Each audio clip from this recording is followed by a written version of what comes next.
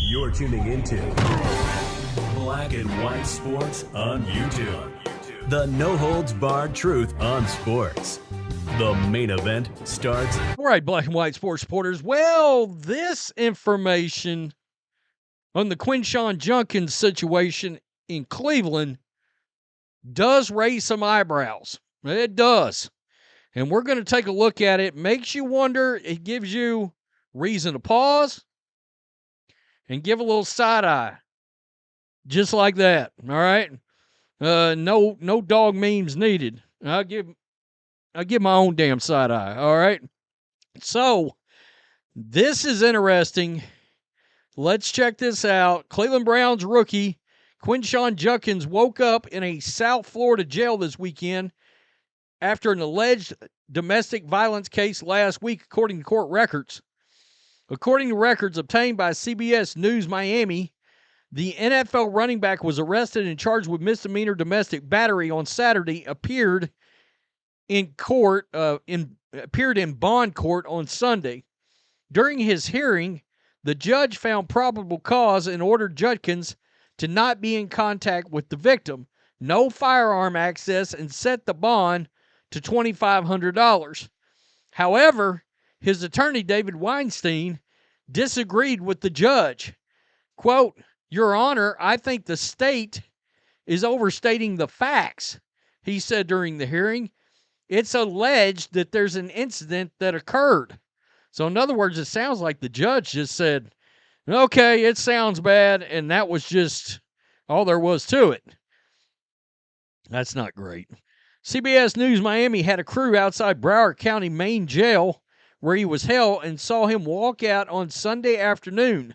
Judkins did not respond to questioning as he walked out. In a preliminary statement to CBS News Miami, the Browns said they are aware of the arrest, quote, gathering more information about the incident.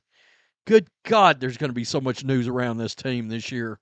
According to WBNS, CBS News affiliate in Columbus, Judkins played, of course, for the Ohio State Buckeyes from 24 to 25 before entering the NFL draft, yada, yada. We know that.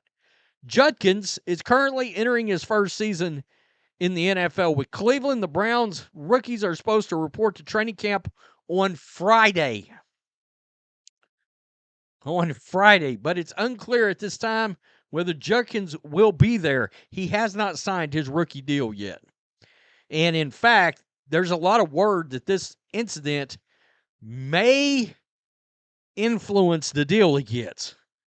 CBS News Miami has reached out to police for more information. Judkins' attorney for a request for and Judkins' attorney for a request for comment. This is where things get real interesting, folks. A lot of side eye here. A delayed battery report leads to arrest. Huh? What you mean delayed? The alleged incident happened on July 7th after the victim had left the airport but did not report it until Saturday. Well, let me pull up the trusty. What?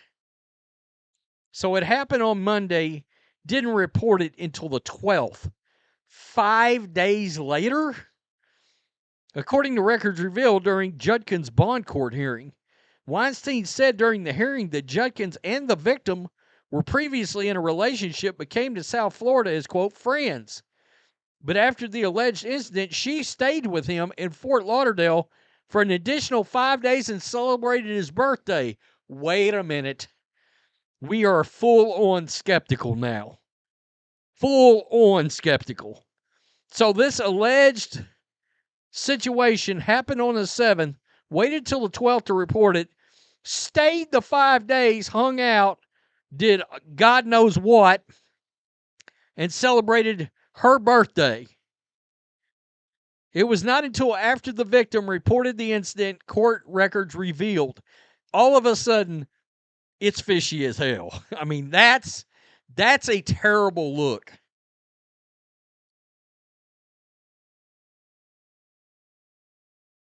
That makes you wonder, are we getting a situation where he did the whole, look, this ain't going to work out, blah, blah, blah. She got mad.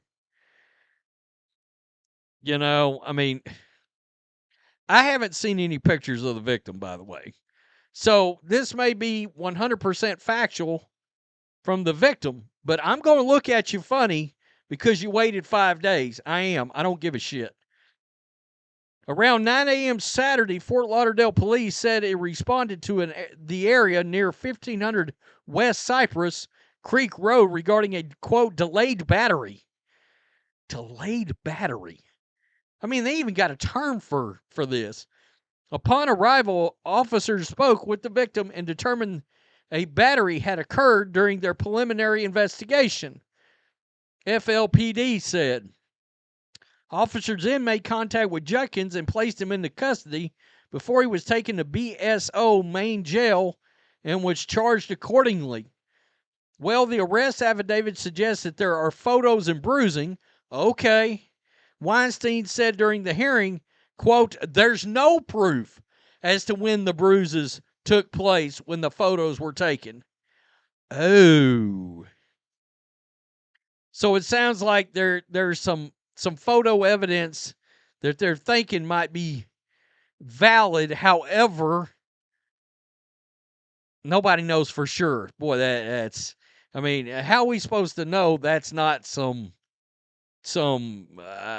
photos from 9 years ago? I mean, I'm just, I'm thinking out loud, Yeah, or even, how do we know unless you can see the face?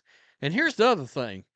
This is where we get real iffy now, folks, because I don't know if y'all have noticed how good AI is. I, I, I, I mean, that adds a whole new layer to all of this, and it's going to put a lot of people in danger over the years. NFL all-felon team. Obviously, this is some kind of comedy, and it is funny. Deshaun Watson's the quarterback. Quinshon Judkins is the running back. Kareem Hunt is the running back.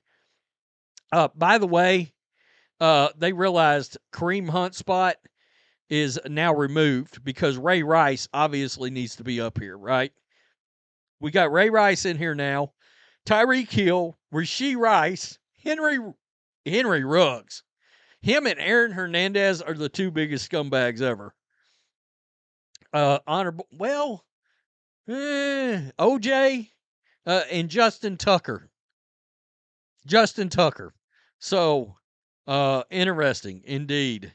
But so actually, all felon team. I mean, OJ ought to be on there. Ooh, that I can't believe how triggered people get over OJ. Seriously, I mean, it's weird. It's like, did you pay attention at all? Because I'm old enough to have literally watched that trial and consumed everything around it, and then watched the movie made afterwards. The mini series. It was really good, by the way. Shout out John Travolta for that shit. That was one of his best acting jobs in years. Nonetheless, I saw that and thought it was funny as hell. So I don't give a shit. But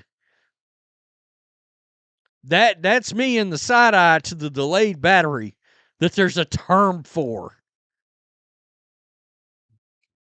So now all of a sudden my skepticism flag is not my freak flag. My skepticism flag is waving massively.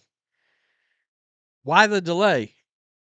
Can we see the bruises, or for sure can we attach them to said alleged victim, et cetera, et cetera, et cetera? So we're going to see how this turns out. A lot of smoke now. Smoke coming from a potential bullshit fire. I'm going to be fair.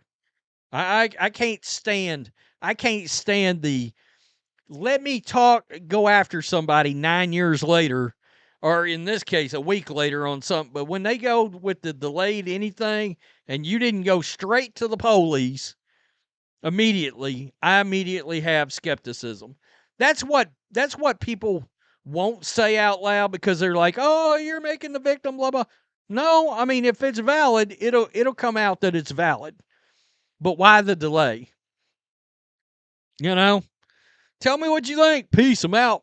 Till next time. Before we jump in, make sure you go to our merch store, our Make Basketball Great Again shirt, and our newest shirt that just came out. Both shirts are brand new. The American Flag Skull Fever Enforcer shirt. And use promo code CC22 for 20% off. Thanks for watching the show. Be sure to like, comment, and subscribe. Be sure to tune in next time on Black and White Sports.